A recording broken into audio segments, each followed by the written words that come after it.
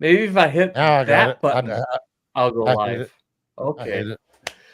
All right, so we'll start things over. Hey, folks, it's Shane. Thanks for taking the time to watch this live stream. We're going to do a monthly live stream now. This is the second one. Off to a shaky start, as you can tell, as we figure out which buttons to hit. Purpose of this live streams to go over some topics that are for the MCOMs type people, the preppers, and those who are interested in ham radio but not quite there. So we'll cover all kinds of topics like tonight's topic here, which is Meshtastic, which isn't ham radio, but it's ham radio adjacent. So it's growing in popularity, and I thought it'd be worthwhile to go over here. So bear with me for a few minutes while we go through a quick slideshow here of Meshtastic. It's like ham radio, but for normal people.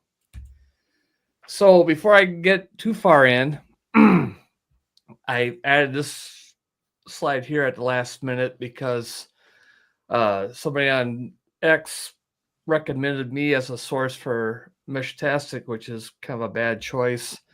I have 5 YouTube channels up here, which are great resources for Meshtastic. I put them in alphabetical order, but the first one is the best one, in my opinion. Andy Kirby, a gentleman out of the UK, very enthusiastic about Meshtastic, has tons and tons of videos on it. Well worth taking your time to check out. Also, the Comms channel. He has some great videos on Meshtastic. He's also makes some Meshtastic products and has developed a bulletin board system, an old school BBS for Meshtastic. So that's worth your watch as well. Digital Rancher, our friend Robert, he's dived full on into Meshtastic, has a lot of good stuff. MCon Solutions is another great one that has all kinds of information on Meshtastic. And S2 Underground. S2 Underground has some pretty cool in-depth videos on how to use Meshtastic with ATAC. So if you're into that, that's worth checking out.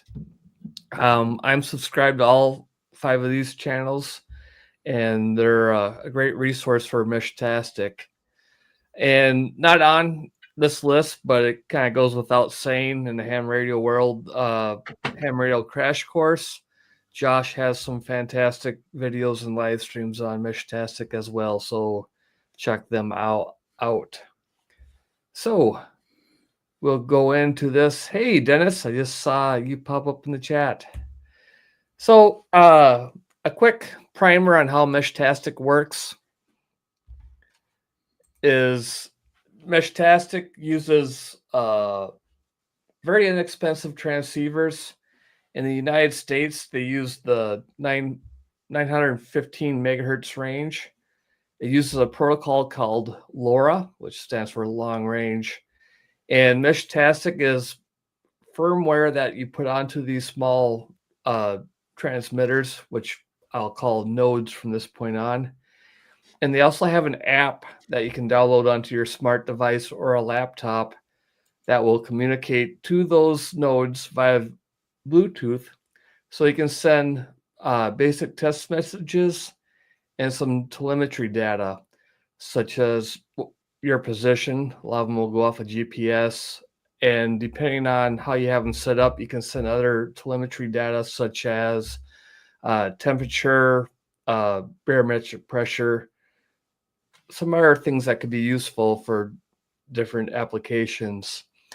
And how they work is they'll form what's called a mesh network, where you can kind of see in this little illustration here where I have the round circles with the number, round circles like a square circle, I guess. You have the circles with the number in them. They represent the nodes, and then the lines represent the link that you have in between them. And as you can see, if you can kind of follow along, that the different nodes can talk to each other through those links, and it forms a mesh. How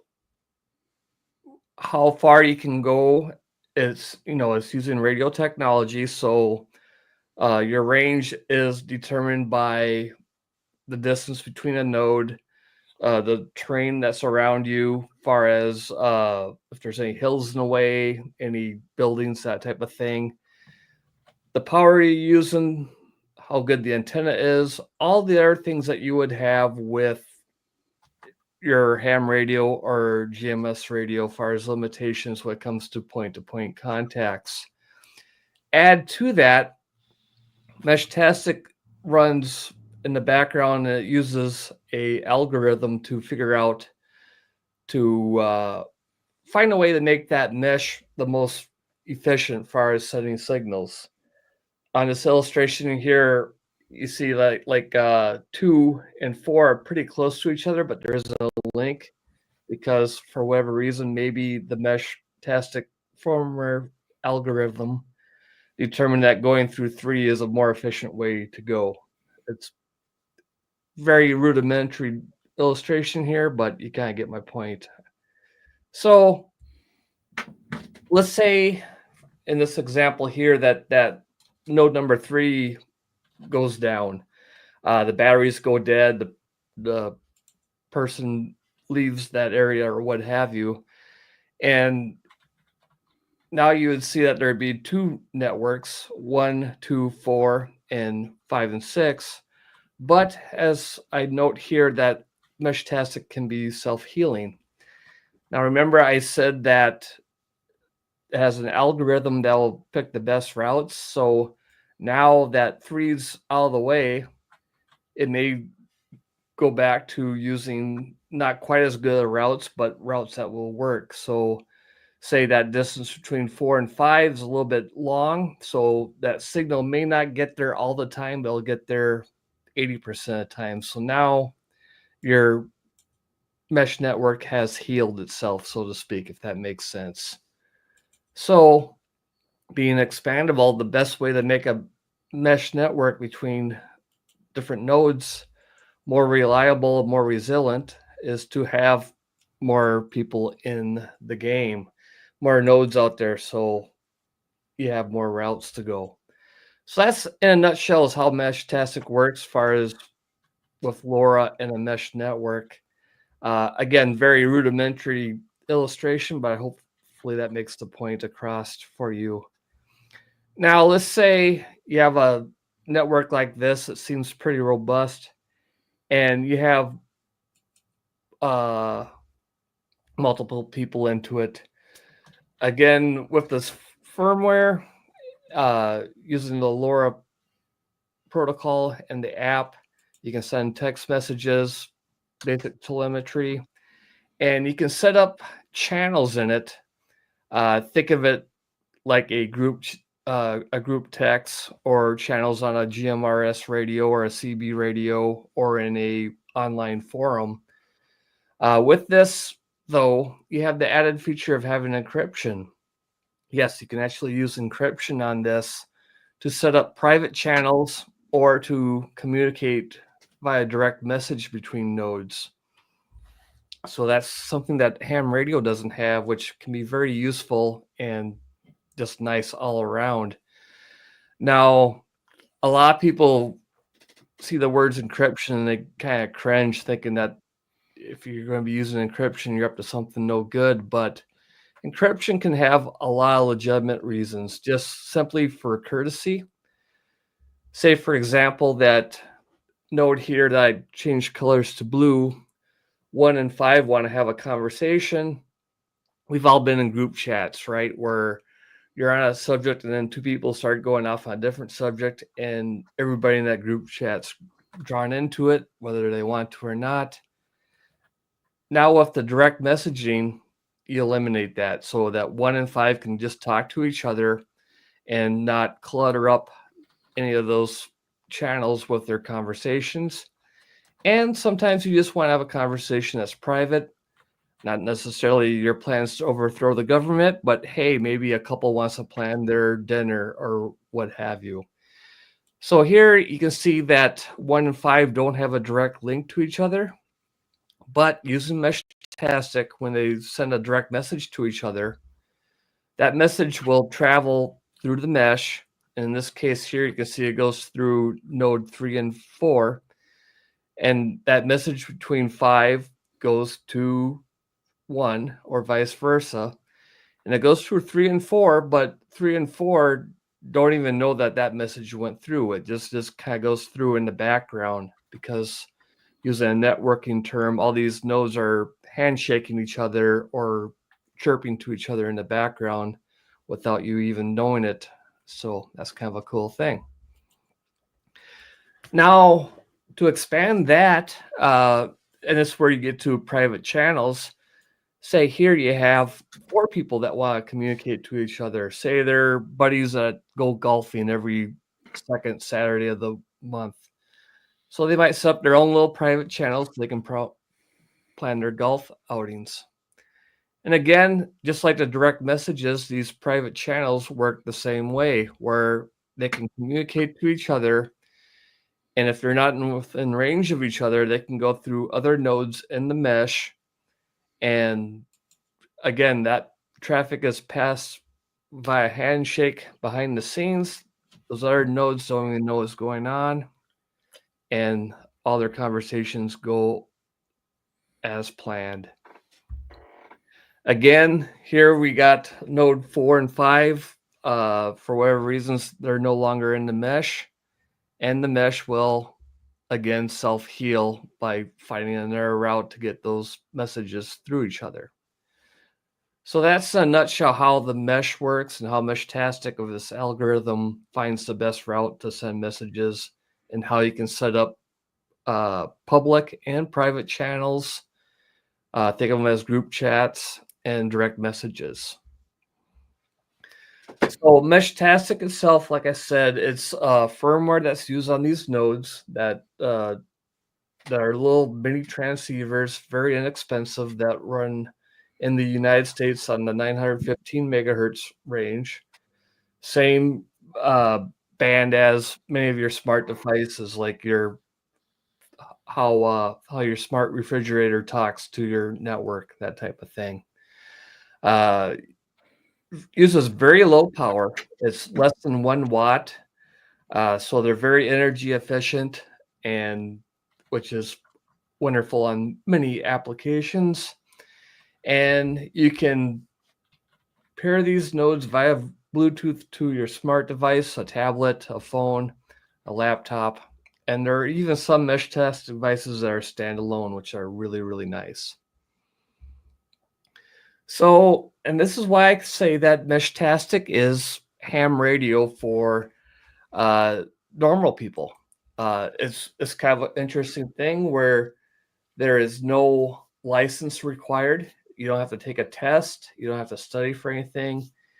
You just buy a node. You can buy these off of several reputable places online, even on Amazon. You download an app and you're off and going nowadays. So you can be, in ham radio terms, the appliance operator with these things, where you just, if you can send a text message to somebody, you can pretty much run this. Just like I said, you just download an app, sync it to your phone, and away you go. But yet, just like ham radio, there's lots of opportunities for experiment. You can build these things up from a kit, from basic boards where you solder stuff on, to other kits that aren't quite as complicated. And like ham radio, there's options for antennas where you can get higher gain antennas, directional antennas like Yagis. You can build repeaters with these things, and you can pair it with another computer or a Raspberry Pi. And with Linux and Python and that type of thing, you can even make the old school bulletin board systems with it. So it's very cool. And again, a key point that I like is you can have Meshtastic has encryption. And And our friend Dennis makes a great point. It's really funny that you don't need to have a license to use Meshtastic, yet all the people I know are hams. Uh, yep, I hear you loud and clear, Dennis. In my area, Meshtastic is just starting to get taken off, and pretty much everybody I talk to is a ham. And it's just same thing with you, Dennis, with me, and our friend Digital Rancher Robert, who's making videos on YouTube with Meshtastic. It's an offshoot of the ham radio hobby, but yet it has a lot of appealing things for people who are not willing to be a ham. So great observation, Dennis. So yeah, let's wrap up the slideshow. Like I said in the title of this video, is ham radio for normal people, where you don't have to be really into electronics and have that drive to study for a test and take a test and get a license and all that stuff. It has a lot of the fun of ham radio where you can build and you can experiment with these things. People are doing some really fun stuff. And just like ham radio, it is a good option for uh, emergency comms. I would say it's not at a point where I would use it for my primary mode of communication by any stretch of the imagination. It's it's a little flaky, and that's one of my concerns right now. Is it's not quite very very robust and user friendly. It's getting better all the time, but it's not where I would rely on it for emergency comms. I'd treat it more as an alternative or a contingency option, but it's getting better all the time, like I keep saying here. And it's good for just general off-grid comms. Say if you're in a remote area without a cell phone signal, out camping and hiking, communicating between friends, this is a great way to go. It's no infrastructure. The price point to get in is relatively low, and it's kind of fun to play with. Like I keep saying here, I should follow the bullet points, but I'm rambling already. It's not perfect. It's in a beta stage. It probably always will be. So there's constant firmware updates, but it's easy to do and it's constantly improving. So that's basically where I'm at with that. And with that, I'll mention Dennis one more time. Thank you, Bud, for being one of my members on Buy Me a Coffee. So with that, perfect shot of Derek. That's the presentation. I got my buddies online here. We got Sam, we got Norm, we got Derek, and we got Greg. I know, Derek, you're into Meshtastic a little bit, and I think the rest of you guys are kind of on the outside and didn't know what we're going to be talking about tonight. So let's just go around the horn. Just go right down the line here. Sam, how you doing tonight? What you up to, and what are your thoughts on Meshtastic? Doing pretty good.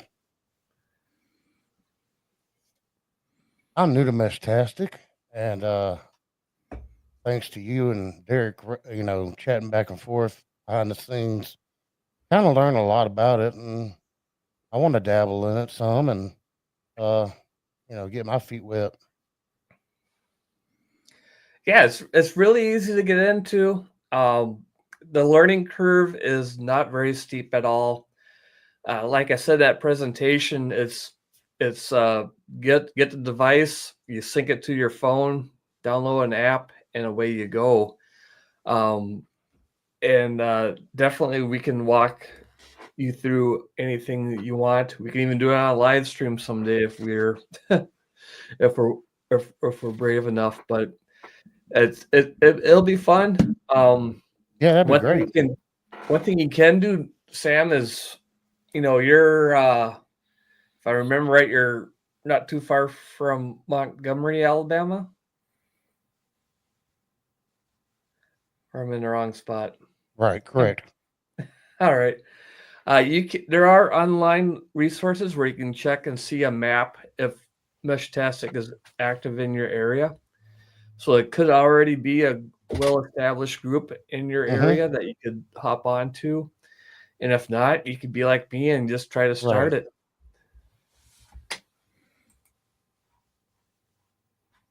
Yeah. I'll have to take a look at that. Yeah. Norm, how about you? What's new with you? What you up to? What's your thoughts on Meshtastic? Hey, a friend recently introduced me to the Meshtastic project, an open source platform created for long range off grid mesh network for short messages based on LoRa. After playing with the hardware and software for a few days, I have thoughts and notes on it, and this is how it will work.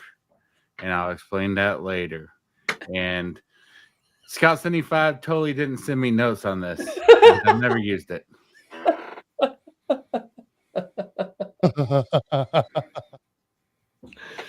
Okay.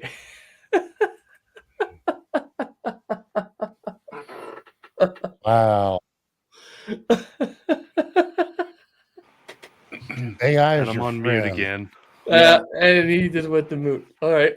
Well, Norm, Derek, I know Norm we'll can't get say a a whole lot conversation. because he's got that trial going on, so everything has to be printed up by lawyers. Yeah. Oh, yeah. And apparently it uses a symmetric AS256 cipher, the key being derived from the channel name. See, I took notes. Yep. You studied. You came prepared.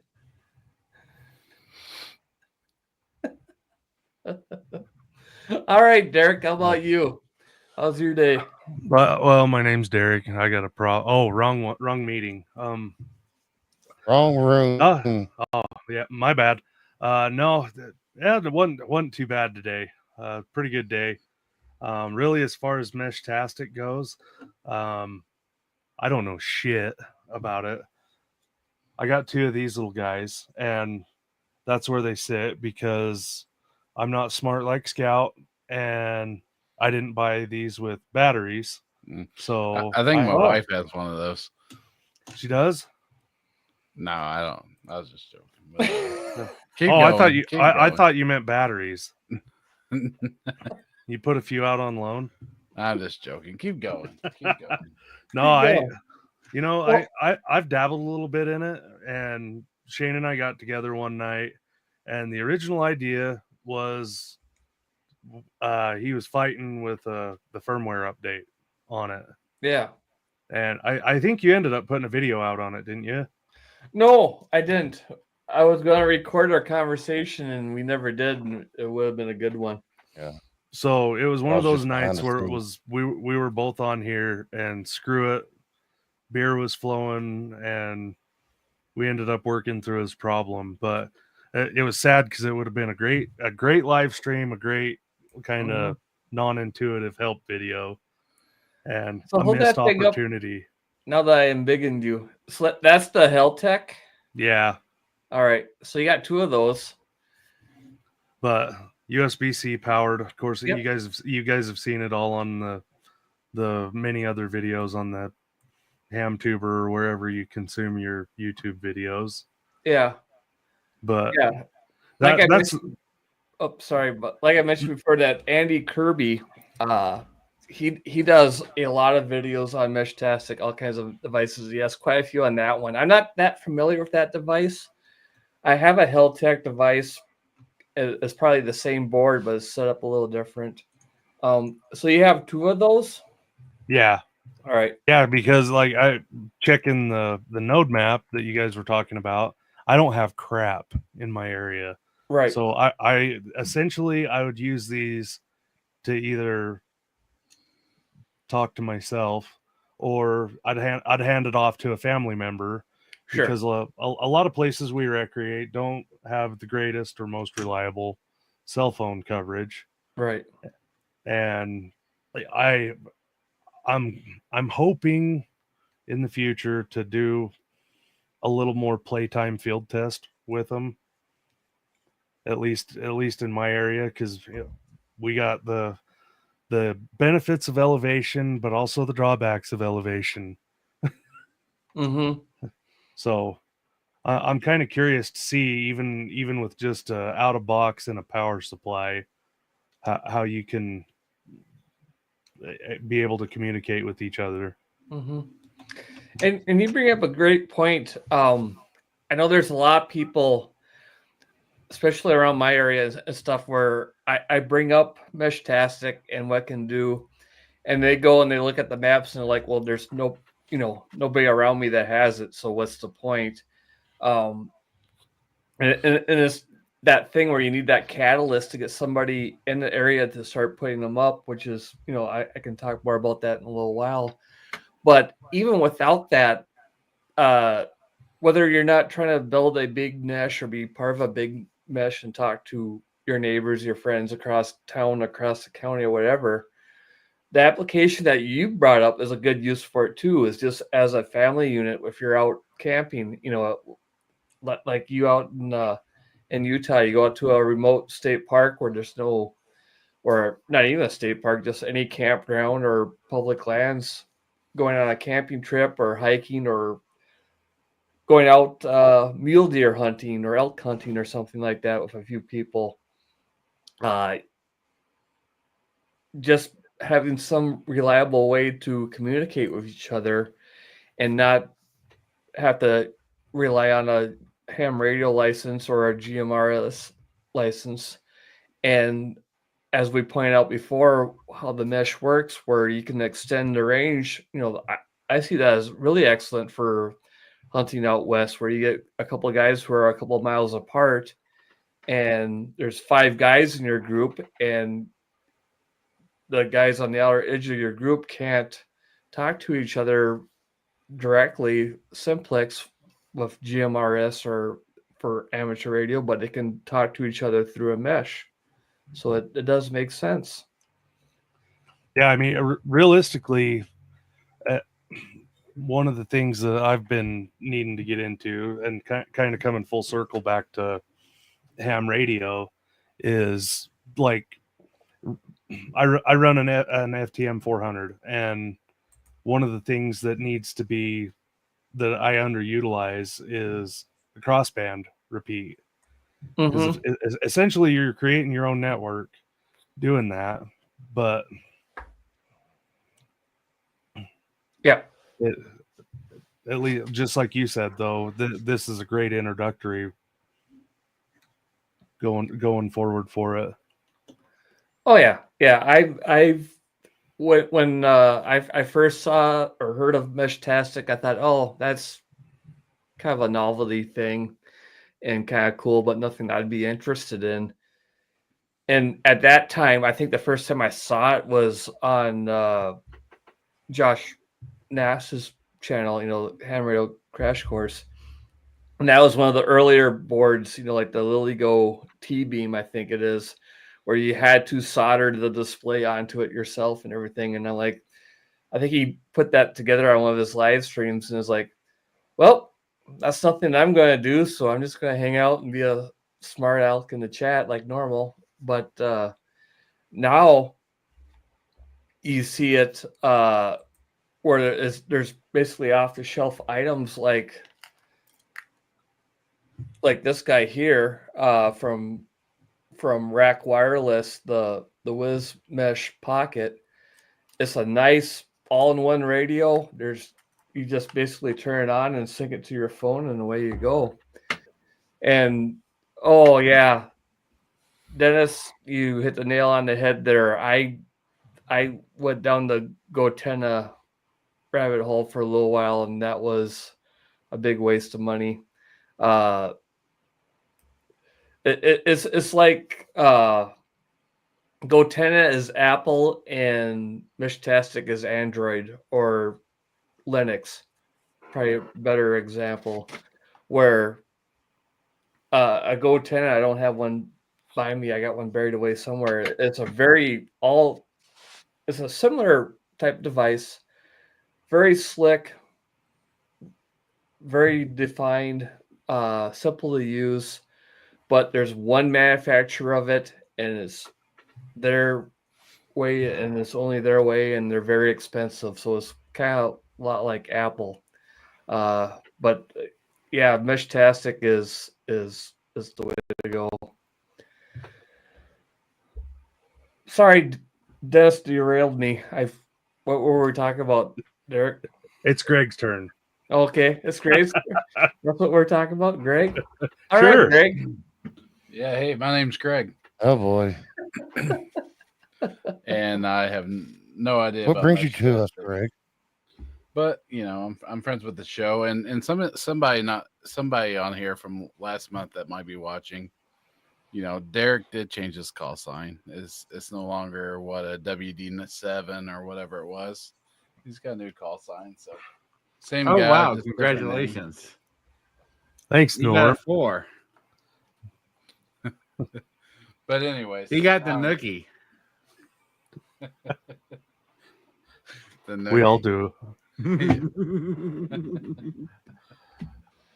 No, this is something that I don't know a lot about, and you know, Shane was trying to show me a little bit of it, a little bit at Huntsville this year, and we had too many places to go see, and too many people to hang out with, really, to sit down and have a whole lot of time to go over it. But Yeah, that Huntsville thing was just a whirlwind of.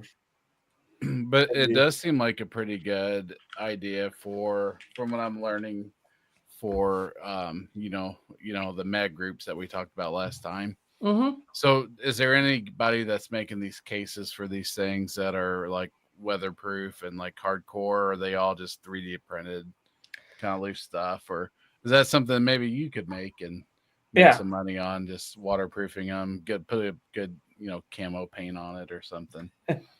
Yeah, there's some like the one I have here. It is 3D printed, but this print is very well done. I'm extremely impressed with it. It's sealed up pretty good. There are some. Obviously, you don't watch my YouTube channel, Greg, because a few days ago I put out a video on one that is IP65 rated. It's plastic injection molded and everything, so it's very solid. And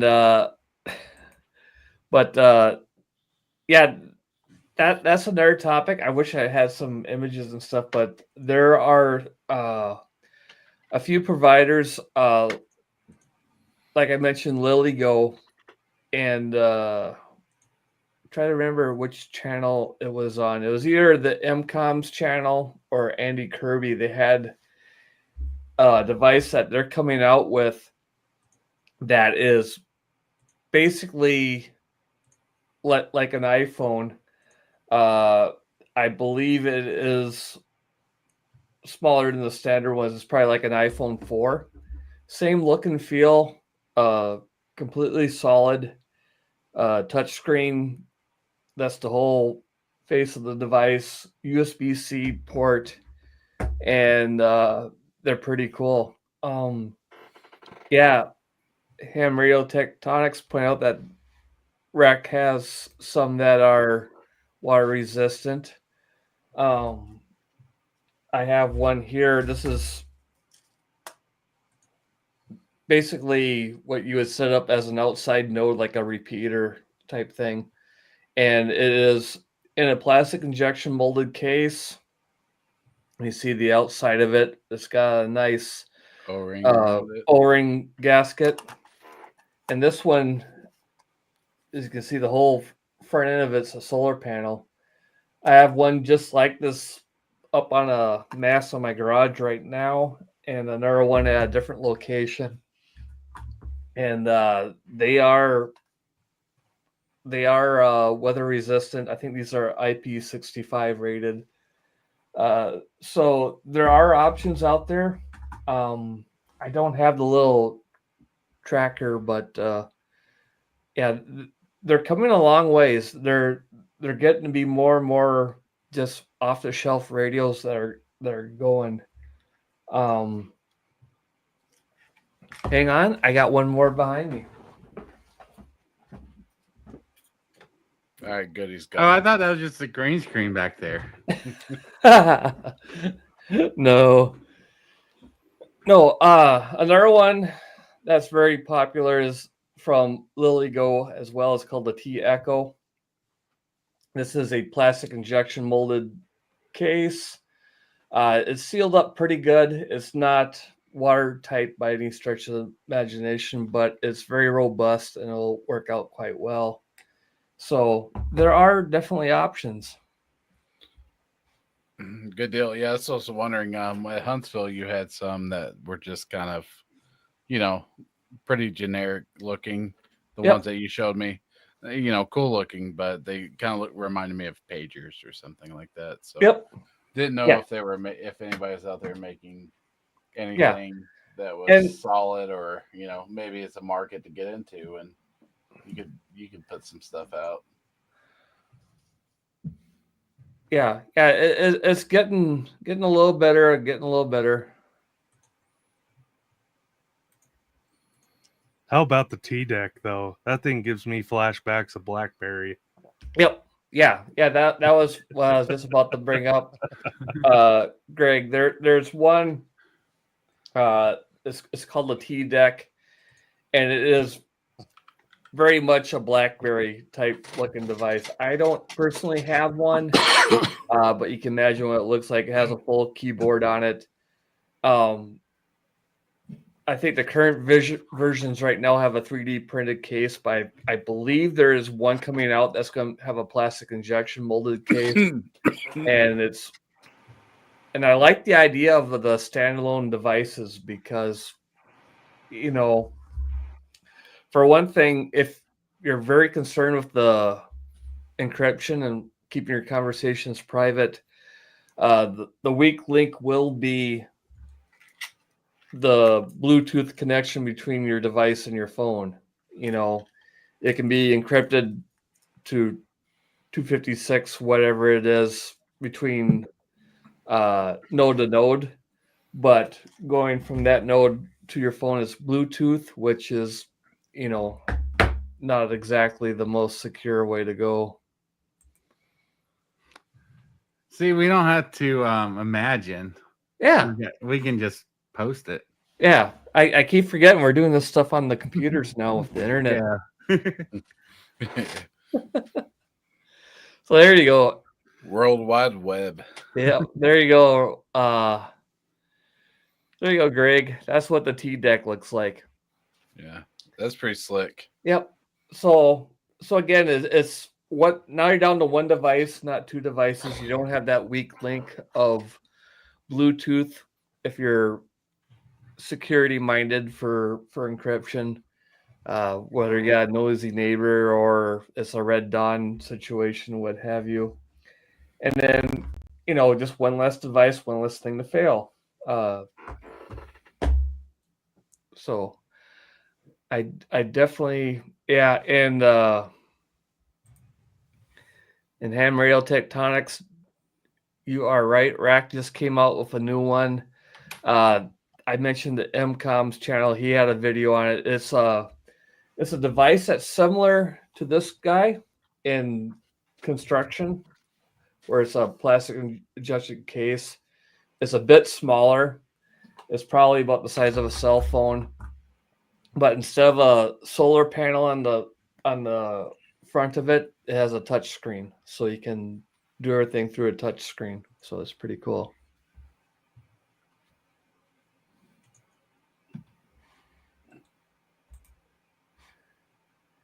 And Dennis should probably have his own live stream on Meshtastic because he needs to do more YouTube type stuff, and he is phenomenal with Meshtastic. No, he doesn't need to do one. He just come on your show and make you look good. You know what I mean? Come on in. All right, so we should. So you're saying There we you should go. kick you and Norm out and bring Dennis in? Sure. Exactly. Oh, Dennis, if you want to hop on, shoot me a direct message on Discord or someplace, and I'll send you a link. And that'll be the last comment Dennis will make. He'll just kind of just do the old Homer Simpson into the hedge and just. Yeah. I don't want to be with these guys. He's like, it's only Here. 4 o'clock here on the West Coast. Like, gotta go to bed soon. Sun's still shining. Screw you guys. Yeah. Would you look at the time? Yeah, he's still considered day drinking there. Yeah. Yep. Yep. Confirmed. No problem, Dennis. But Dennis, in all seriousness, this will be a topic that we'll be discussing in more detail, and you are always welcome to hop on with us. We can work something out in advance. See, we got Daniel in the chat there. It's good to see him. Oh yeah. He's burning it up. Yep, look at that. Yo. Yep. What he really meant to say is A. Hey. All right, Dennis. We'll make it happen in the future for sure. Because sooner or later we're going to get a little wind in our sails and figure out this live stream type thing, and we'll be better at it. That'll be the time for you to hop in, not when it's a train wreck like it is now. But we'll figure it out as we go along. Yeah, and we'll discuss how there's no.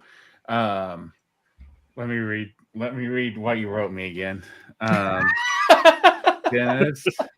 We will discuss how there is no perfect forward secrecy encryption hardware accelerated on the ESP32 baseboards.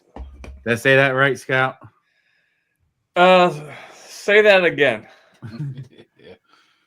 Yeah, Elite Key can decrypt all past and future messages, i.e., there's no perfect forward secrecy on Meshtastic. Yeah, I would.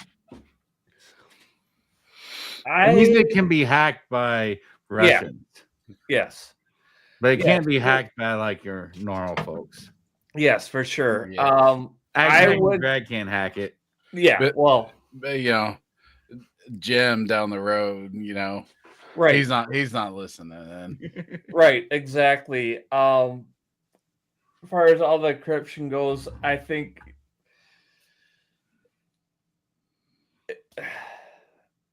for the normal person and up to a level of hacker, they're not going to be able to mess with you. But if you're trying to be secretive from any alphabet agency, they probably can hack you if they want to.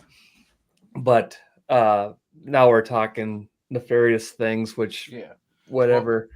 But that kind of brings us back to your point that you liked was Meshtastic was one of the biggest ways people didn't get kind of got around during January 6th. Yeah, they're. No, I'm just joking, but I was like, it wasn't around. I like how you said, yeah. I said, what now? No.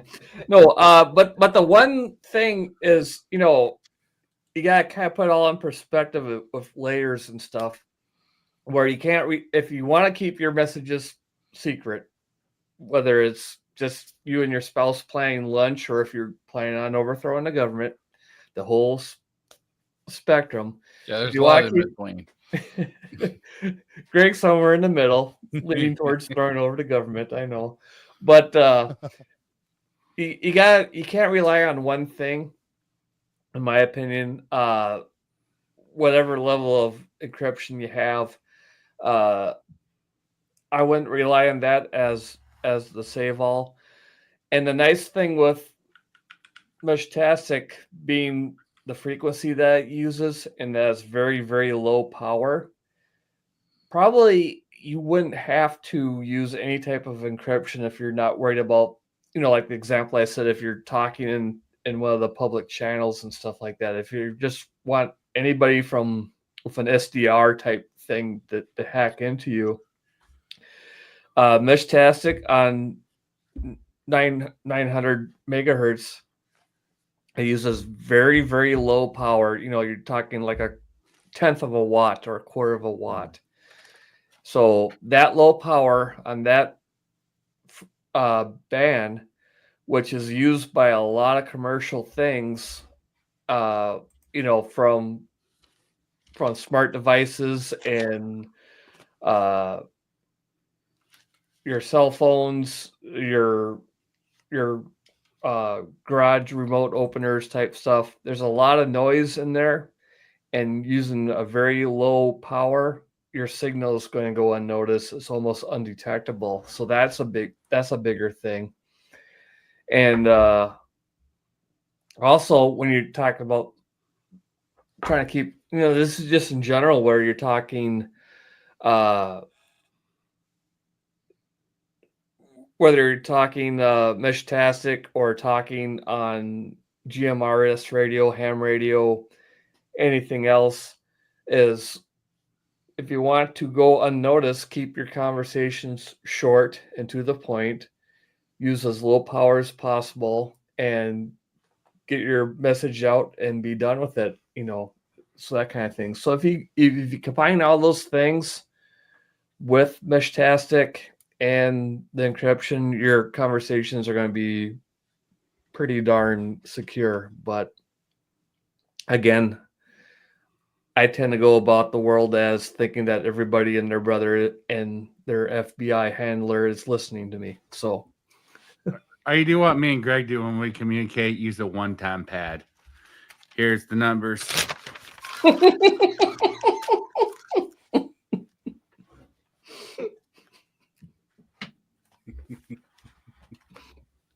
Yeah, that's how it's done. Yep. Gone. We're just waiting for you to swallow.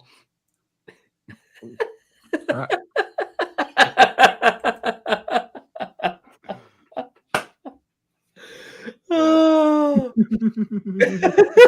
Fun times. One-time pads. And back to the YouTube channels I pointed out to earlier. If you want to learn how to learn about a one-time pad in a very simple format, S2 Underground has an excellent video on one-time pads. But yeah, hey, if we're going to go down that rabbit hole, Norm. The government was trying to find me. It broke up. No, nor paper shoots through your system like the speed of light. You gotta get rid of that fast. Yeah. You had to go and see why 5 black Suburbans just pulled into his driveway. No, but also, if we want to go down that rabbit hole, why not use one-time pad type conversations with your direct messages on Meshtastic? Oh yeah. Yeah, Norm send Greg a text message that's 14786. I don't want to give away your code, so I kind of quit talking. Yeah, it's a lot of 6 and 9.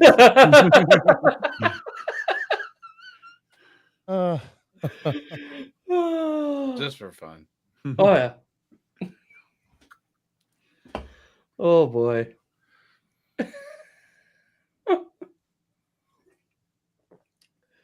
Sorry to derail it. Oh, it was derailed all along.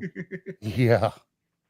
No, and like it doesn't matter. Like we're really not sending decoded, coded information that we have to worry about. No, it's just for fun, but it's a good thing to use, and you're pretty safe with it no matter what. Like if you were trying to send something, nobody else is gonna intercept it, especially as new as it is. And what's the range on one of those? That's what maybe it was in your presentation, but yeah, you weren't paying attention to my presentation, obviously. Yeah, Norm. I know, but we got to reiterate because we got new viewers in all the time. Wait, when did Evan join? We got we have viewers. Join? Yeah, we got 3 new viewers. So let's. All right. The classic answers is it depends. Dennis gets much better coverage than I do, but we'll go there. I get a couple miles. Yeah. I've been doing some testing in my local area.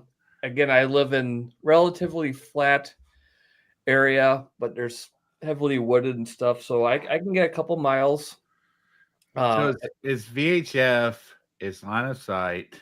Yep, Keep that in mind. yep. How many watts? Less than 1. Yep. Yep. So think about your family radio system. yep. Radios. Yep. It's very similar to FRS or GMRS. It's more FRS because that's like a watt or half a watt or something like that, isn't it? Yep. So very similar to that. But I was gonna go back on encryption. You know, again, everybody thinks, well, you're talking FRS is 2 watts, just to correct you. All right, fine, whatever. Be that way. I think they changed it like around 2010 or something. Oh, that makes sense. Because the last time I looked it up was 2007. So yeah, I was gonna have a little bit of information. But back to the encryption, people always, especially in the ham radio community, people always get so, why do you need encryption for and stuff like that? And it's not necessarily nefarious things. You know, it could just be family. If, you know, I know both Greg and Derek, you have a family with young people in it and stuff like that. If you're communicating between you and your wives and your kids and you're planning on stuff and you don't really want everybody in the neighborhood to know that mom and dad are going to be out of the house for a little while and the kids are going to be home alone for an hour or two. You know, You're being way too politically correct for this. You know why encryption? Because it's none of your fucking business. Yeah. That's true. But the point I'm trying to make is there's very legitimate reasons for families to want to have encryption because you want, well, to your point, it's not nobody else's business, but there's a lot of weird people out in the world and they don't need to know what's going on. Yeah, everybody's weird but us. Yeah. Us 5. Yeah. Don't trust them.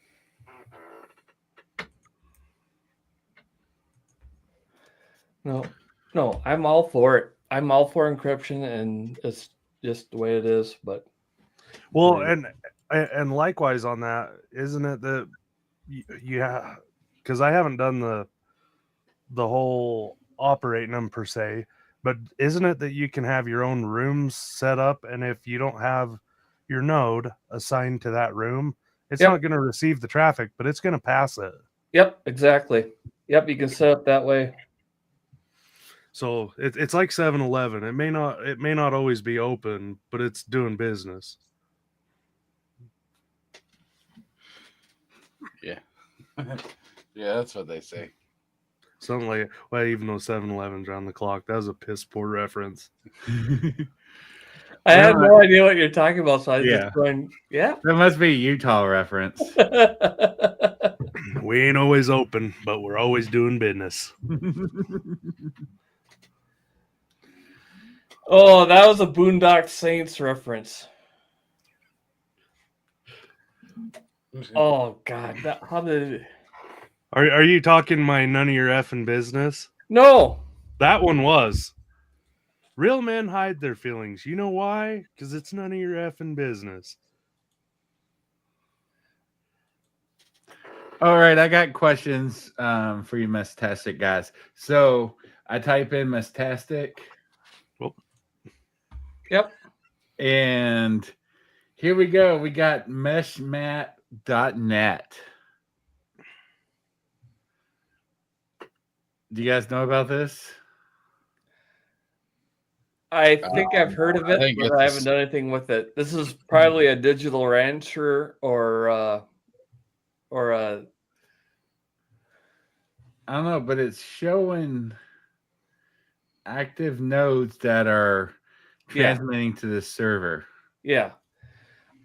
I know with that. Oh, the mesh map. All right, zoom in on Shane's house. All right, let's go. It's by Duluth. Here's Nope, a little south. I know where it's at. There you I go. wasn't gonna really. It's Figure somewhere out here. where Go Yep. find it. My nodes are not showing up, or my friends, because in order for it to show up on this map, that you have to go and put it there. Okay. Go to Chicago area.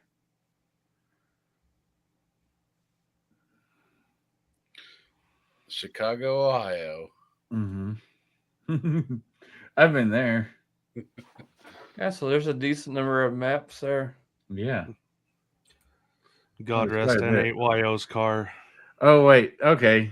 Here we go. We got Dennis. Dennis knows. Help us out. Dennis knows a thing or two about thing or two. Yeah, you gotta do the MQTT thing, which I need a lesson or two on. Yeah, that's why you gotta get smart friends to come on your show, not just us. I know. Some real ham guys. You know, oh, we do. You know, we have a radio. Let's go to Greg's house. Oh wait, there's nothing there like normal. Well, Dennis is smart. He's going to wait until we figure out what the heck we're doing, and we Mhm. have a decent audience. Then he'll show up. Yeah. Sam's Somebody's not gonna even die making of the old fart age. noises as a producer. Yeah. Yeah. Yeah. Well, where's our sound effects? Yeah, where's our sound effects? No. The board is broken. It's a short between the keyboard and the seat. No. See you, Dennis. Let's see. mean- See you, Dennis. See you, Dennis. 73 ham radio. Bye, Dennis.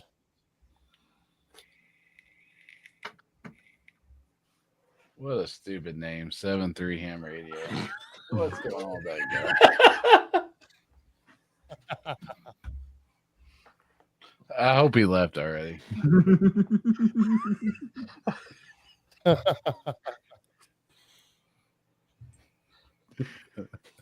Oh, now I see why we were. Okay.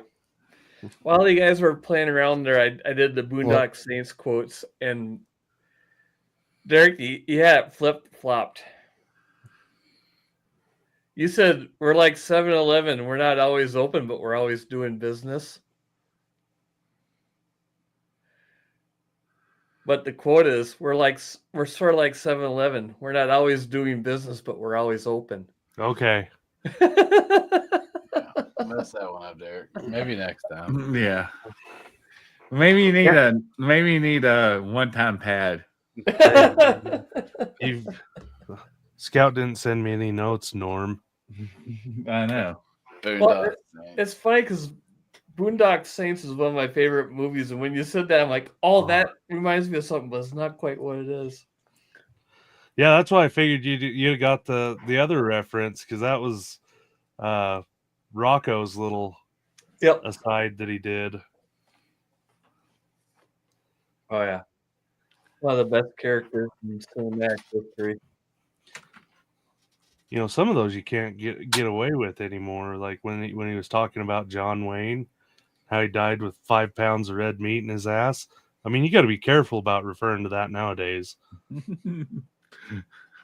Glad you brought it up here. Yeah. There we go, Sam. Good. Yeah, I thought this is supposed to be for new hands. Or not. Eric just realized, hey, I'm not in a Discord video chat right now. I'm on YouTube.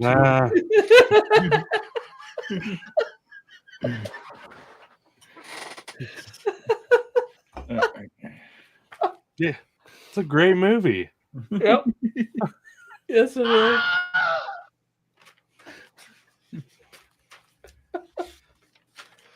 Okay. I think we beat the Meshtastic horse to death tonight, mainly because there's 5 people on this live stream and only 2 have ever done anything with it. So is there anything else you want to talk about this to anybody far as emergency comms, general prepping, portable ham radio, parks on the air, life in general?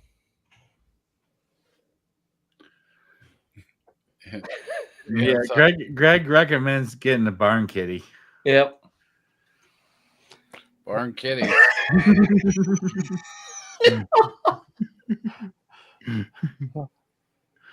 The gifts are never ending, aren't they, Greg?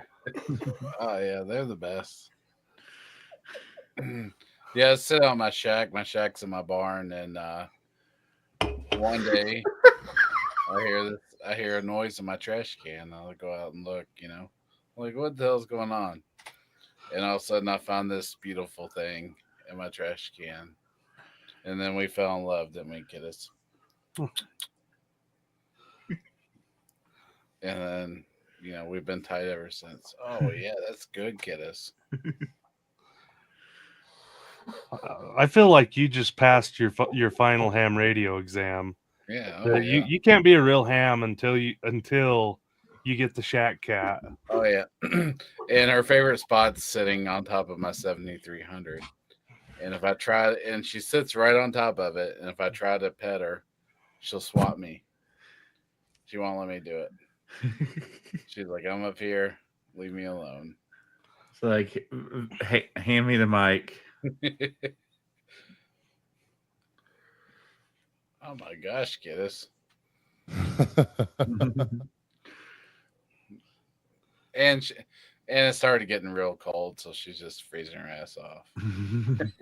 So I think I'm warm, but coming in the mail tomorrow is her heated cat house. Oh, she's got a heated cat house? Well, she's getting ready to tomorrow. It's gonna cars RF in the shack, probably. Well, it's gonna be. It's not gonna be in my shack. Oh, okay. No, she's not allowed in here without me. Yeah, you're all right. That's enough, Levins. That was too much. All right, we lost 3 watchers. Yeah, Since we started doing cat talk. Yeah, well, it was. Oh, sorry, you broke me when you pick up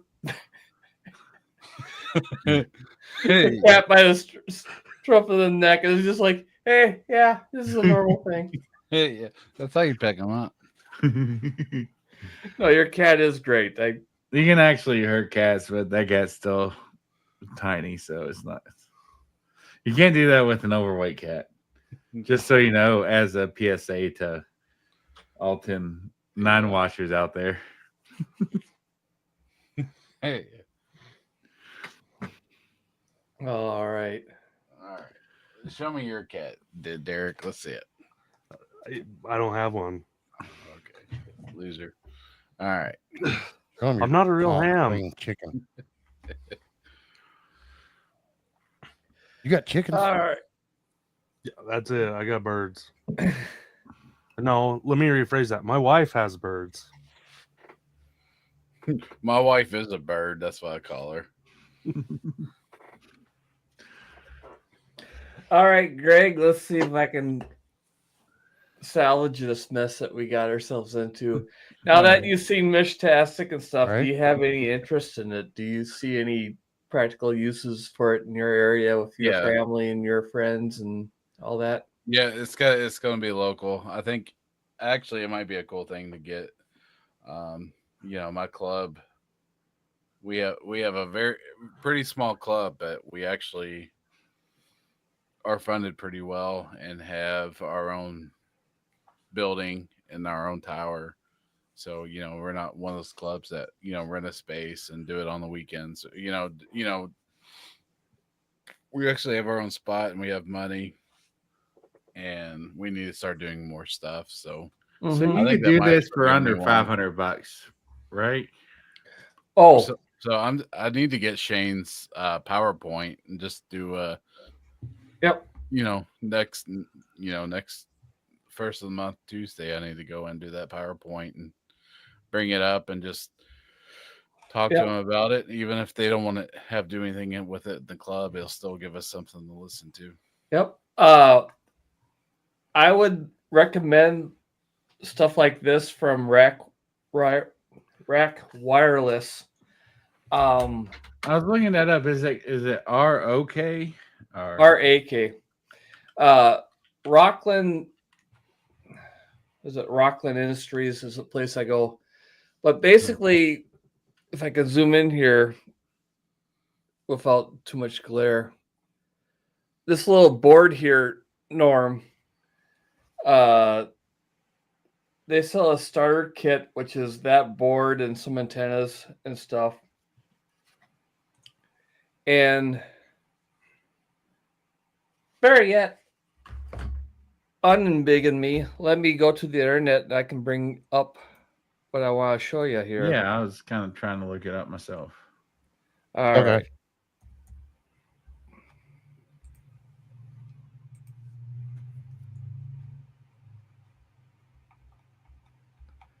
So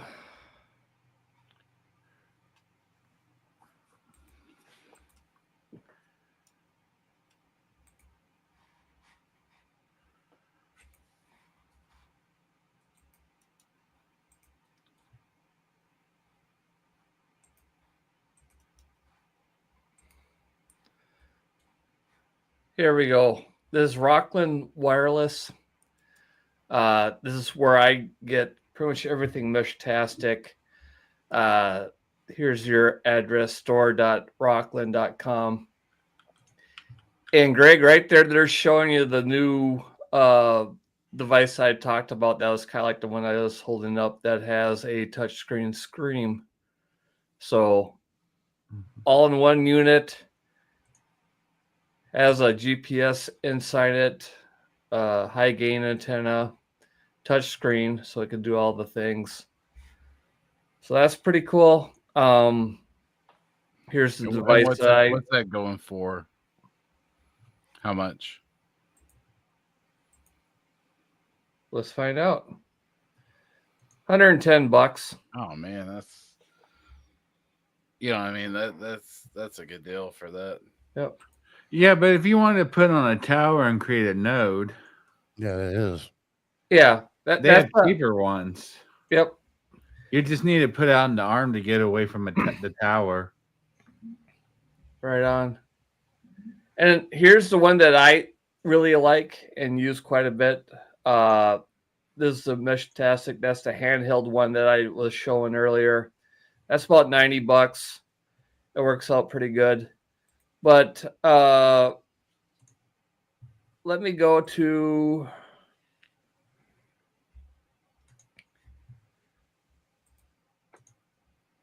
here is the starter kit that I kind of showed you as just your basic board.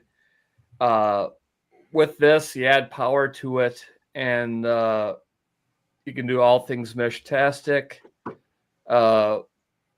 With the board, it comes with the antennas that you need, and you just basically need to supply a battery to it, and it works. So, Or a battery and a solar panel. yep. So you So could definitely do this for under $500 and Yep. stick it up on a tower. So if you have that device, and then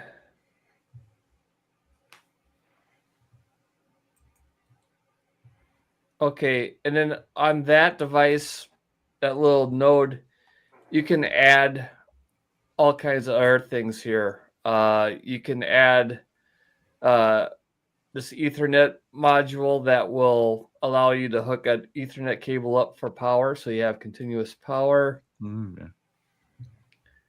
You have, let's see here, different communication nodes. You have all these little things you can add to it that can do all kinds of different stuff. There's temperature sensors, pressure sensors, air quality sensors, all kinds of stuff that can do some pretty cool stuff.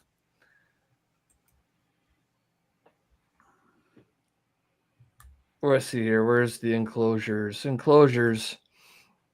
So if you get that starter kit that I mentioned, and then to Norm's point of being able to put it up on a tower, this is what I just showed you before, which is that plastic injection molded sealed case that has the full solar panel on it and the mounting board where you can mount all your other stuff into it, put a battery pack and whatever. And then they have different mounting kits as far as attaching this to a post. You know, you got your kit where you have some hose clamps where you can strap it onto a mast of what have you. They have other mounting options as well.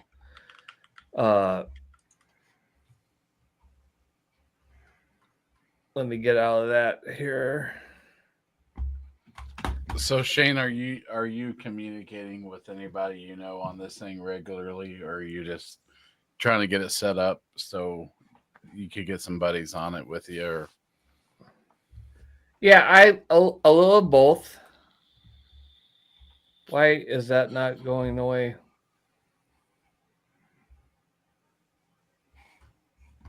I'm trying to get rid of this thing. Bear with me. There we go. A little of both. I got a couple of buddies that I talked to a little bit that are close by, but the problem I'm getting into with it being just me starting this up out here in the country with nobody around. I talked to people and they're like, "Oh, that sounds interesting. Who's on it?" I go, "Me." They're like, "Oh, okay. Well, I can talk to you." Well, no, you can't talk to me because you're 12 miles away from me, but we need somebody in between. So, getting it started from the ground up is pretty darn tough. But like I said, I got a few people involved, and then that's the other reason why I've made the investment to get a couple of these things. So what I'm in the process of doing now is I have one of these up on my house with a high gain antenna. I can get out a little farther. I've planted a few of these in other areas. So I'm building basically a backbone, like a repeater backbone, so I can get more people involved. So that's my phase. That was my phase one of growing it. As you see through the channel, I've experimented with different nodes. I've tried a couple different ones, and they're all good, but I have my personal favorites. The ones I've experimented with that I don't have a use for, I've given out to people. So, and I got a few more on order. They're going to be Christmas presents this year. So I'm going to be giving them out to friends and neighbors and family members. Yeah. Well, that's kind. I'll be looking forward to it. Mm-hmm. Yeah. Do you think it would be any help to actually upload your node to the MQTT server and so it shows up on the map, or is that just kind of anti what you're trying to do? No, I think, Norm, that's something I never thought of, but it's probably a pretty darn good idea, because just like what literally you've done tonight, where you come into this not knowing much about Meshtastic, and you just went to the internet and you searched and you found that map and you brought it up. And if somebody in my area who I don't talk to is interested, stumbles across something like this and they bring it up and they see there's absolutely nothing around them, they're going to say, well, why bother? You know, there's nobody out there, just waste my time. But if they bring it up and they'll see that there's 3 or 4 nodes that I put up, or my node and my 2 friends I talk to, they're going, oh, there's somebody around, so that they'll pop up. So, and this might be a map that if I get into this, that I would keep up, like I keep up the APRS map. Yeah. You know, just so I can click on it and see what's going on. Yeah. Hams like maps, right? Yeah, for sure. I have not yet seen it generate interest into ham radio, Mike, but as we talked about earlier, pretty much everybody I know that's into Meshtastic was already into ham radio. So it's been kind of the reverse of that. But I'm hoping to change that, at least in my general area, is to get more people involved and make Meshtastic a gateway into ham radio where, with Meshtastic, it's very simple to get into. You buy a $20, $30 node. You download an app to your phone, which everybody has done a million times before. You sync the two together and you start texting to each other. Everybody from 8 to 80 these days can do that. And if that sparks an interest, and then they can see that, hey, if I switch out this antenna, I get a little better signal. Hey, if I get another node and I make a relay or a repeater, then you start talking to them saying, hey, you can do the same stuff like that with ham radio. But besides sending text messages, you can talk to people. You can send emails through WinLink. You can do FT8. You can do Morse code and all the other fun stuff that you and I know very well that you can do with ham radio. And then say, hey, you think it's pretty cool to talk to somebody across town without using their cell phone or any infrastructure. I can talk to somebody across the country, across the continent, across the world without any infrastructure through ham radio. So I think that could be a good spark, a good gateway to get people more into ham radio. Greg, the closest nose to you on this map are Buddha. And there's two of them right next to each other. Is that Timmy's brother? One's called Mashed Potatoes and Gravy, and one's called Raptor Roost. Yeah, that's Tim's brother. I think that might be Tim's brother. What's his name? KC9 SNL? KB9 SNL. Yeah, KB9 is Tim, but his brother. Yeah, I don't think his brother's a ham, but he might be into it. Yeah. Not too many people out that way, so I do like the mashed potatoes and gravy. Mashed potatoes and gravy. That is pretty good. Other thing, go ahead, Shane. No, back to what you're saying with what I was saying is check out that Rockland website. Yeah, I got pulled up here, and I'll keep it up because. Yep. And that rack wireless starter kit and all the different nodes you can do. That would be a fun ham radio project, is to everybody in your club or everybody that wants to sit down at the clubhouse or at somebody's garage and put together a device like this and put it up.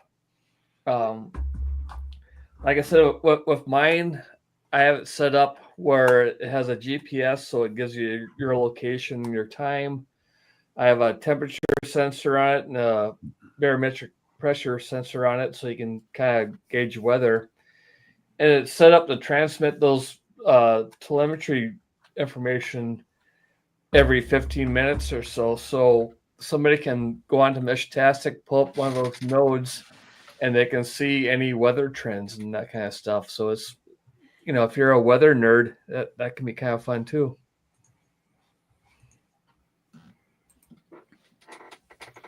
Yeah, and I was just thinking that it reminded me, doing this like text message thing for Meshtastic is, satellite communications. Getting into a satellite phone, you buy an ICOM satellite phone. It's expensive, right? It's like $2,500 or something crazy, right? And I think you still have to get a plan for it. Oh yeah, absolutely. And pay monthly, but they do have devices that do texting only. That's quarter of the price. So that might be something we look into as well. Yep, the Garmin InReach Mini. They're $200-$300, and $20 per month subscription fee. But same thing, you can send your position, text messages, and stuff. Do you have a prescription fee for it? Yeah. Or do you pay? So what's the deal with shit hits the fan and there's no more paying your fee? Do they keep it going or is it just cut off? You I know? don't know. I have to figure out what happens when shit hits the fan.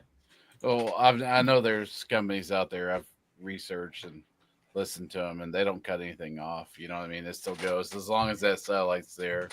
You're Yeah. good to go. But when you're looking at Garmin or something like that, who knows, right? Yeah. Well, we don't have to look too far. Just look at Hurricane Helene, where Starlink was giving people systems for free or at cost or whatever, or no, they had some emergency things, so that could be done. What's your definition of shit hits the fan, though? Is it total collapse of the world or earthquakes and hurricanes and combination of stuff? Yeah, I'm thinking Teotihuacan. Yep. Yeah, then it's anybody's guess. This season. But hang on, I'm still here. I know you're. You know what'll never cut you off? Our new sponsor, Green Pill. I'm reading from the script they gave us. Yeah, they're paying Green us Pill. for this. Yeah, Green Pill.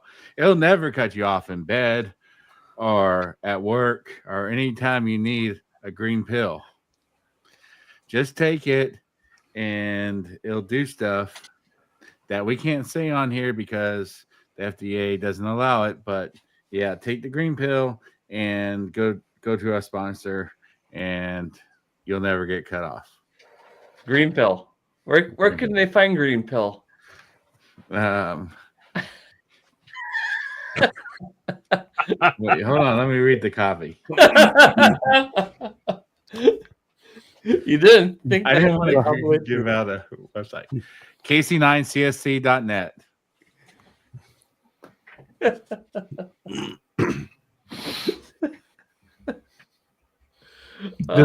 Do they come in peanut and peanut butter flavored, Norm? Everyone's always talking about blue pills on podcasts and videos. Yeah, you're listening to the wrong podcast. Okay. Right? Do you ever get cut off in the bedroom?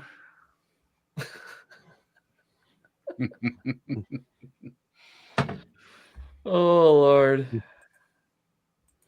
Yeah. Sorry, this is supposed to be ham radio. Yeah, or something. Yeah, that's ham radio. I'm pretty sure. Blue pill.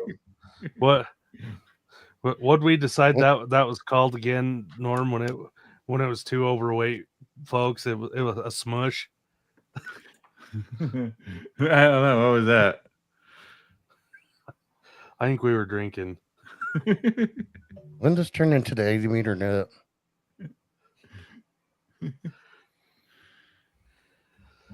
So circling back, Shane, I actually have the other brand of that one. I've got a Zolio on the Satcom. Okay. I don't know anything about those. Same exact principle, just different manufacturer. Sure. But I would say that there was a brand preference, but I won the damn thing.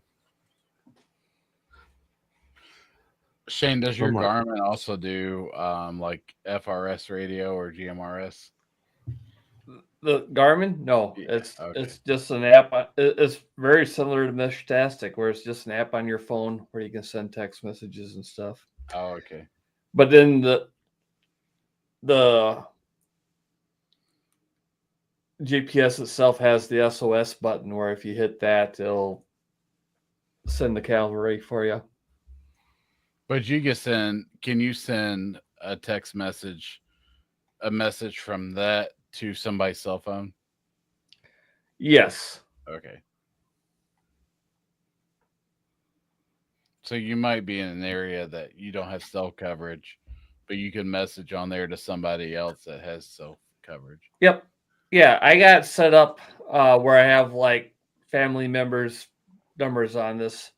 And when I do some of my solo backpacking adventures where I go out like on the Superior Hiking Trail by myself, I'll check in with them and, send them a message saying that I'm camping here for the night. Here's the location, just kind of so they can keep tabs on me and everything like that.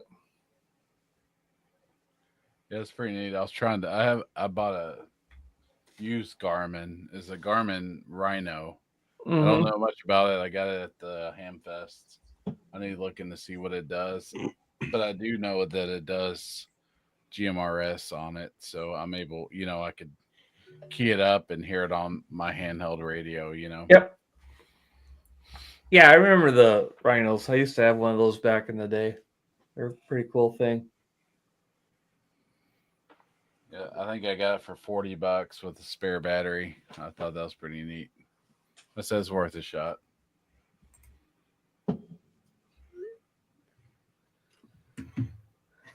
There you go, Norm. Look where I started. All We'll have to get some real sponsors next time.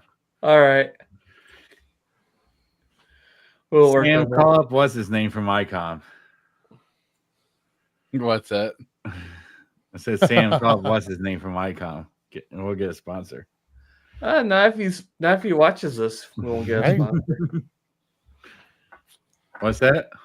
Not if he watches this, we won't get a sponsor. Yeah, Mike. It's Ray Novak. Yeah.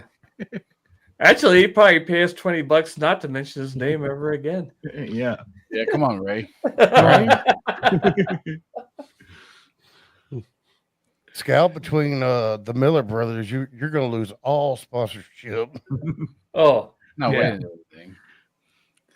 minute. Everything Derek Miller's was on was- Derek was the one doing Indian 7-Eleven jokes. Yeah, that wasn't.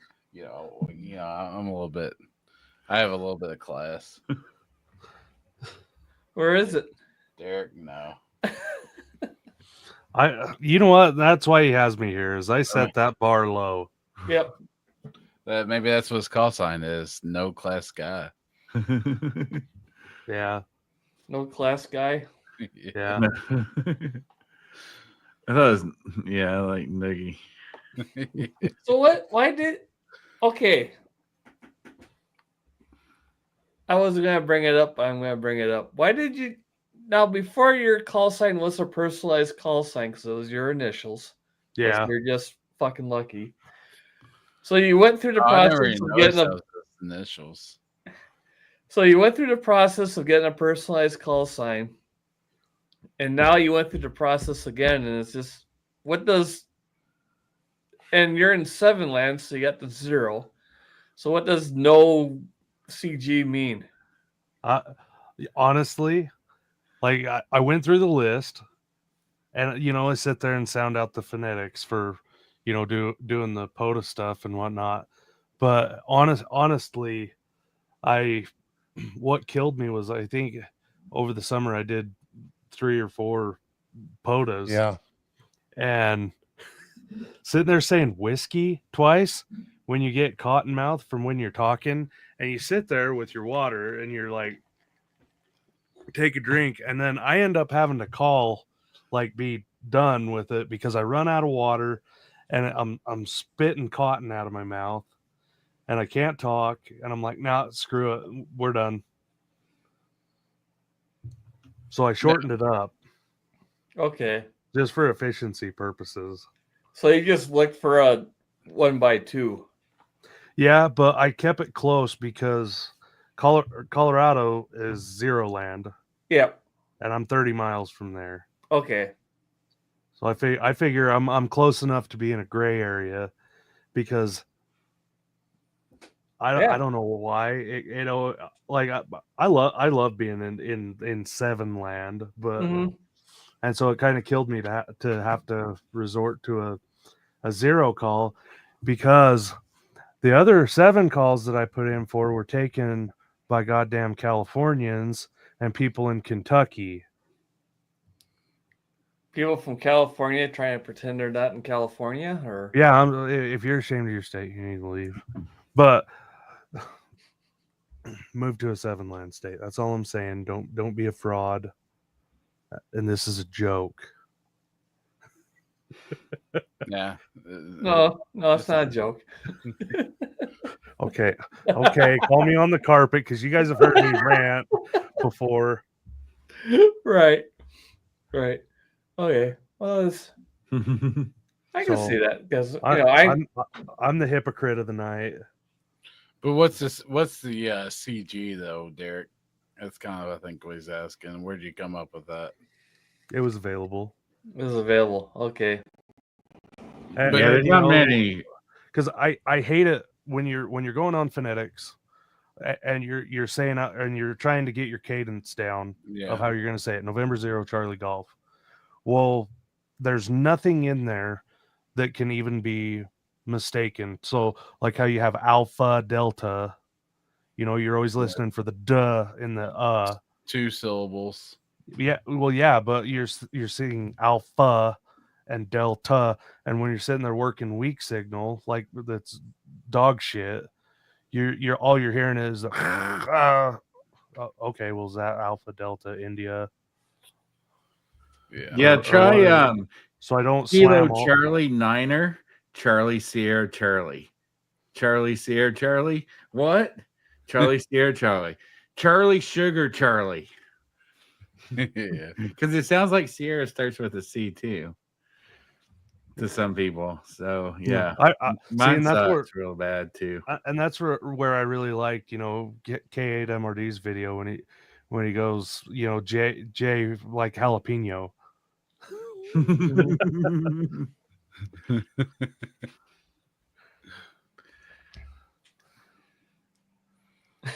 Yeah. I don't know. It's still fun listening to me and Scout do or Shane do parks on the air with our speech impediments. It gets pretty good. Yeah. Especially over a handle of Fireball. Yeah. Yeah. Not even just like doing our call signs, it's doing everybody else's call sign. Yeah. I know the last time I worked you bastards on POTA, you came back to me as Whiskey 9 Delta Mike Whiskey. No, I didn't. That was Shane. No, Shane's the one that realized. He's like, that's Derek. I'm like, oh, okay. Well, it could have been me where they just hand me the mic and go, "It's Derek." I'm like, "Who?" The guy from Discord. I'm like, "Oh, okay." Oh yeah, when we met in Iowa that one year. Yeah, that was the Fireball on the air when we had the bright idea of doing a shot of Fireball every time we did a park to park. Yeah, don't do that. Well, if I'd have known that was the contingencies, I'd have made sure you got park to parks. It was a good night. You would have had to thrown that bottle, Shane. It was a good night. That night we didn't have too much. We had just enough. Yep. Sober enough to know what we're doing and drunk enough to have a good time doing it. Yep. I love it. I know right where that came from. Yep. Well, we say, like we did the I guess it was last November, so a little over a year ago when we went and visited you guys, or you I brought the family down for one night camping, and we set up the radio and did a parks on the air, my 706, and it was the worst. Like everybody's like, "You're 5'9", we're like, "You're a 4'2", 4'4". It's just terrible. And then all of a sudden I realized my shift was off the whole time. As soon as we're done, I turned it and I was like, it's perfect. I'm like, but shit, we got like 80 contacts out of it. Yep. That was fun. It was rough, but funny when you realize it. You get that 706, that knob, you put it in your backpack, that knob's going to turn on you. So you got to make sure it's dead center. Hot tip. Yeah. Yeah. Pro tip. If any of you guys are still using the 706, that newfangled radio.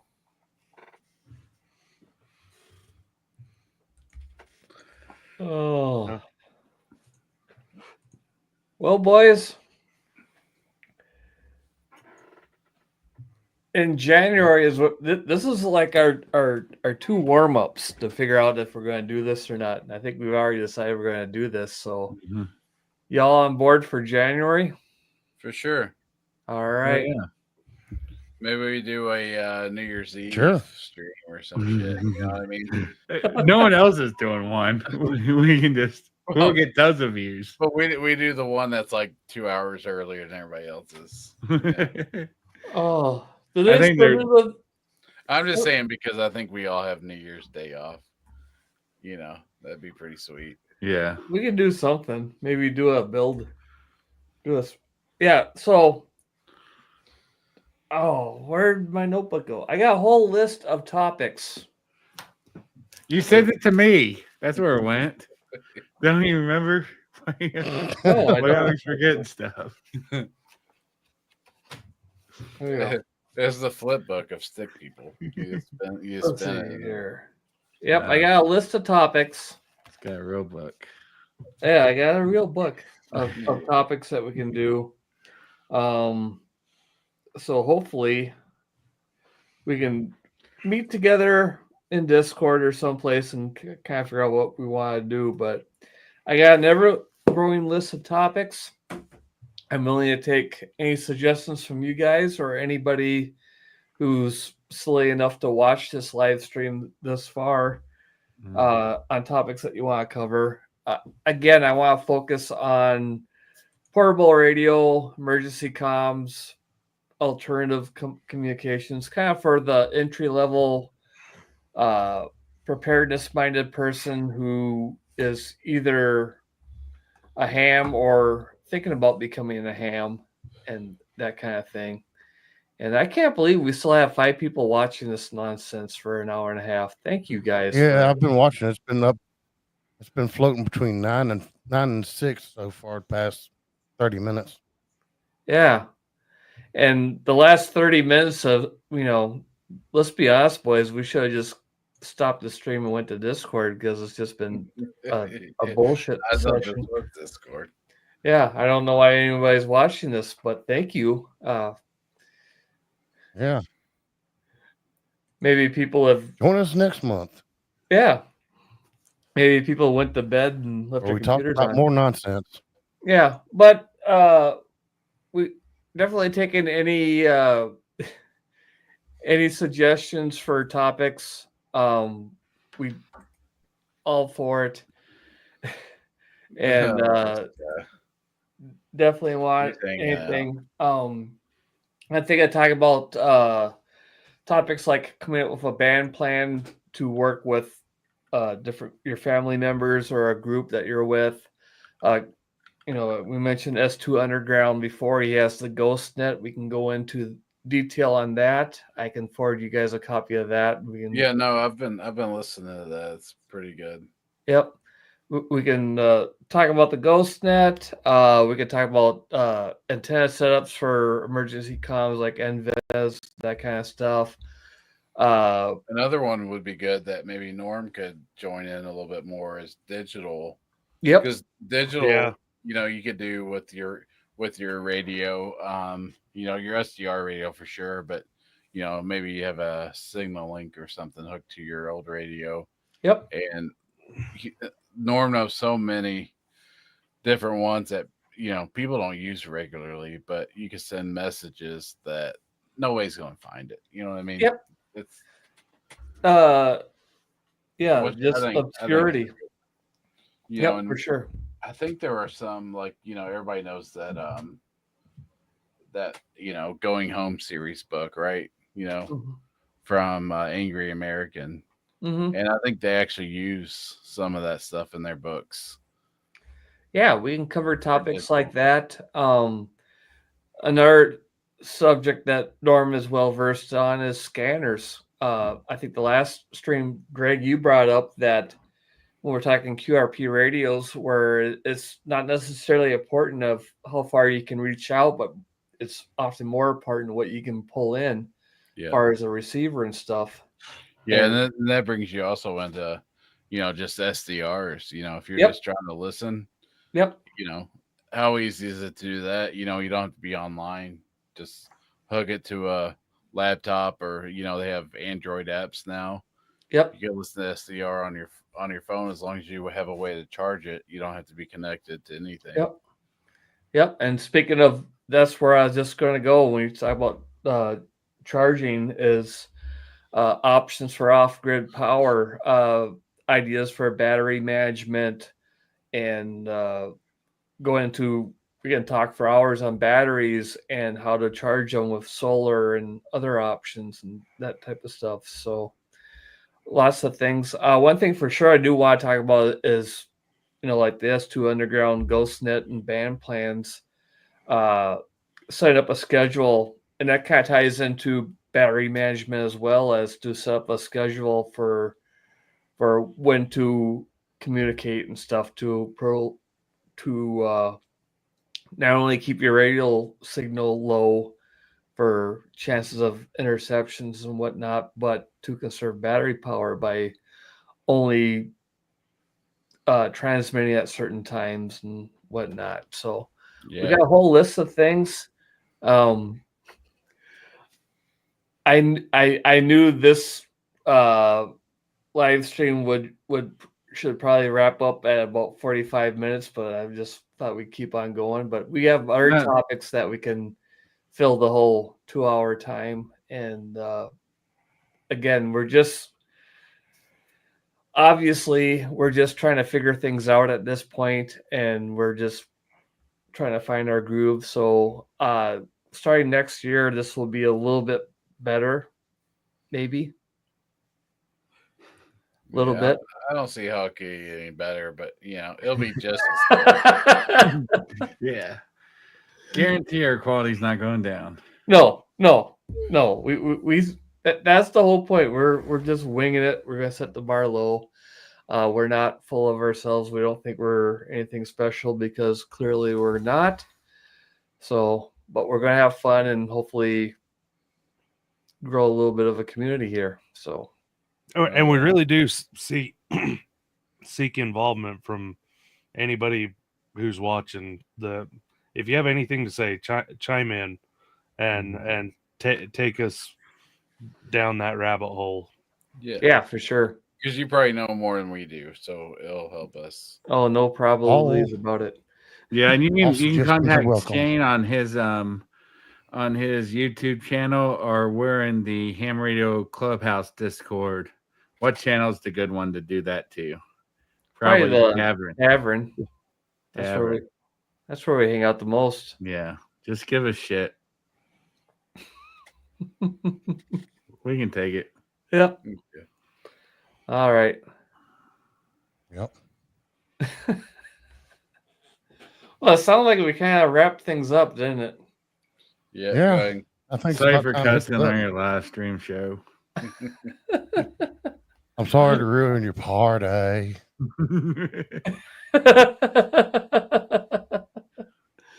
Well, like I said, we're just figuring things out. We're having fun. Some days are better than others. And there's 5 people that are hanging with us. So thank you very much. God Mike, bless you. Yep. We appreciate you all. Yep, for sure. So shit. And it's, Mike's on Eastern time, I guess. So it's getting a little late for him. Thanks for hanging out, Mike. Yeah.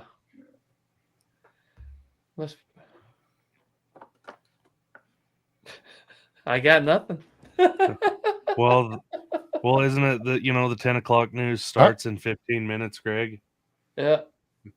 No. Shane's got to go to bed. Shane's got to go to bed in 15 minutes. Yeah. No, Shane's 45 minutes past his bedtime. Oh no. No. I'm not up 45 minutes past my bedtime for nothing. Thanks for having us on. Check out the I highly disagree. YouTube channel. We might put a video out this year. All right. Maybe. No, not this year. 2025. 2025 there'll be a video. Yeah. That'll be our first video in 2 years. All right. Yeah, quick shout out. Norm and Greg have their own YouTube channel, Shacking Off, which when they put videos out, they're very good. And our friend Tim, he's pointing out that he must have hit his head today because he thinks this is still better than their show. Him, Tracy, and Chris. Oh, on Tracy's channel. I can't remember the name of this channel now. Crap. At any rate, they have a monthly live stream as well. I think it's the first Thursday of the month, or no, Outdoors on the air. Yeah, outdoor on the air. It's like the third Thursday of the month. At any rate, they have a really good live stream, and definitely worth checking out. I enjoy those guys very much. And since we're dropping shameless plugs without being asked, Mike, he and the boys from up north, they have a monthly live stream as well on, I believe it's Fridays. Is it the first? Mike, comment. I'm not going to ad-lib anymore, guys. Mike, comment below where your live stream is. And I know they don't have a centralized channel. It's on Mike's channel and the other guys' channel. So if you see Mike here, November 2, Mike Alpha Kilo on YouTube. Hey, it's do I have an antenna from N9 SAB? You do. See, it only took me 2 hours to realize that's what it was. Yep. God, that antenna, it gets out there, don't it? Oh yeah, it's great. I have a couple of Tim's antennas. I have the dipole 20 and 40 link dipole. Yep. And Yep. it's incredible. I think that was the one that I was using. Yeah, that was the one I was using when you're up here last November, and you liked it so much you went and bought your own. So there we go. Yes, it's a lot. I've used it every time I've done Parks on the Air activation since I've got it. Mm-hmm. It's easy to set up, and I just set it to the 40 meter, and I connect my 706 with my antenna tuner, and do whatever I want. Yep. I don't have to. I could do 20. I don't have to unhook it. Just Yep. do 40, and that thing's fantastic. Yeah, it's what I really like about Tim's antennas is those things are so dang rugged. I break stuff by just looking at it, and I haven't broke his antennas. I mean, those things are so stoutly built, and he takes a lot of time on them, and it shows. I mean, they're sealed up nice. I don't have one with me, or else I'd show it. But you put it all together in a camouflage Crown Royal bag. yep. Oh yeah. I'm good. Yep. Those bags are awesome. You sold me on it. Yep. Yep. They're awesome. I highly recommend, and check him out. He has an Etsy store. He recently changed the name of it, but it used to be his call sign November 9 Sierra Alpha Bravo. But if you Google that, you'll find it. Yep, fantastic. Yeah, I think for the price and for what they are, I think you have a link dipole too from them, correct? Yeah, I have the linked dipole, the 2040. Or no, I'm at the infed half wave. No, I don't have an infant halfway from, but I have the off-center dipole. That's probably the one you're thinking of. That's what it is. Yep. I have the off-center dipole QRP from him. I have a 15-meter dipole from him, and I have a NVES special that's a linked 40 and 80-meter dipole. All of them are just fantastically awesome. Mm-hmm. I agree. Good deal. Yeah, I saw him in the chat all day, and I was like, I know that call sign from somewhere. Yep. And who knows? Yep. Great guy. Tim is a great guy. Yeah, highly recommend his stuff. And this is purely unsponsored. I don't have sponsors. I won't have sponsors. Tim's just a great guy. It makes a fantastic antenna, and I can't recommend him enough. So there Yeah, you go. you recommended it to me, so Yeah. that was great.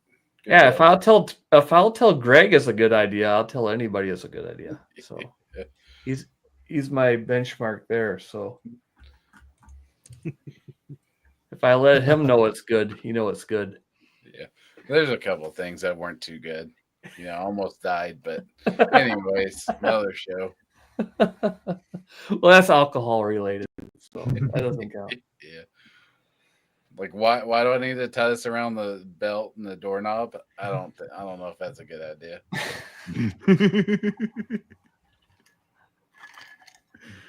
All right. Everyone's tightening their belt in this economy, Greg. All right, fellas, we got 3 watching. All right. Yeah. We scare them all away. Let's put a ribbon on this. All right, boss. All right. All right. Well, thank you all, and we'll try to do better. Yeah, maybe. All right. Bye. We'll see y'all next month. Yeah.